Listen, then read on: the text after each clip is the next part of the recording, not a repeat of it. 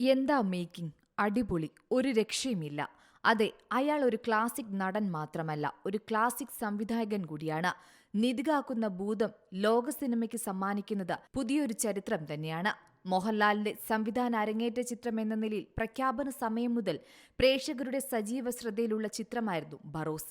പലകുറി release മാറ്റിവെക്കപ്പെട്ട ചിത്രമൊടുവിൽ തിയേറ്ററുകളിലെത്തിയപ്പോൾ advance ബുക്കിംഗിലടക്കം മികച്ച പ്രതികരണമാണ് ഇപ്പോൾ നേടുന്നത്.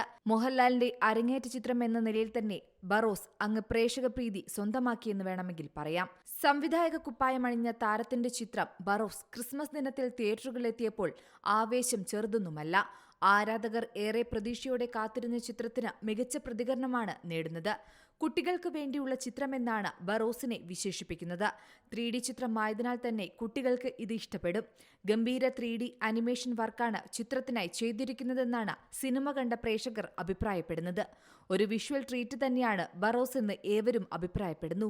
എന്നാൽ സ്ക്രിപ്റ്റിന്റെ കാര്യം വരുമ്പോൾ ചില പോരായ്മകളും പ്രേക്ഷകർ ചൂണ്ടിക്കാട്ടുന്നുണ്ട്. സന്തോഷ് ശ്യാമിന്റെ ആർട്ട് വർക്കുകളും പ്രേക്ഷകരെ വിസ്മയിപ്പിക്കും. മോഹൻലാൽ തന്നെ ടൈറ്റിൽ വേഷത്തിലെത്തിയ ചിത്രത്തിന്റെ ക്യാമറമാൻ സന്തോഷ് ശിവനാണ്. ജിജോ പുന്നോസിന്റെ തിരക്കഥയിൽ ആരംഭിച്ച ചിത്രം ഇടയ്ക്ക് നിന്നുപോകുകയും പിന്നീട് TK രാജീവ് കുമാറും മോഹൻലാലും ചേർന്ന് പുതിയ തിരക്കഥ ഒരുക്കുകയുമായിരുന്നു. ആശീർവാദ് സിനിമാസാണ് പ്രധാന നിർമ്മാതാക്കൾ. മറ്റു ഭാഷകളിലും ചിത്രം ഡബ്ബ് ചെയ്ത് പുറത്തിറക്കിയിട്ടുണ്ട്. 2019 ഏപ്രിൽ പ്രഖ്യാപിച്ച ചിത്രമാണ് Barroz. Entertainment desk, Zee Malayalam news. പുതിയ വാർത്തകളും വിശേഷങ്ങളും ഇനി വിരൽ തുമ്പിൽ. എല്ലാ ഡിജിറ്റൽ പ്ലാറ്റ്ഫോമുകളിലും ഇപ്പോൾ സി മലയാളം ന്യൂസ് ലഭ്യം.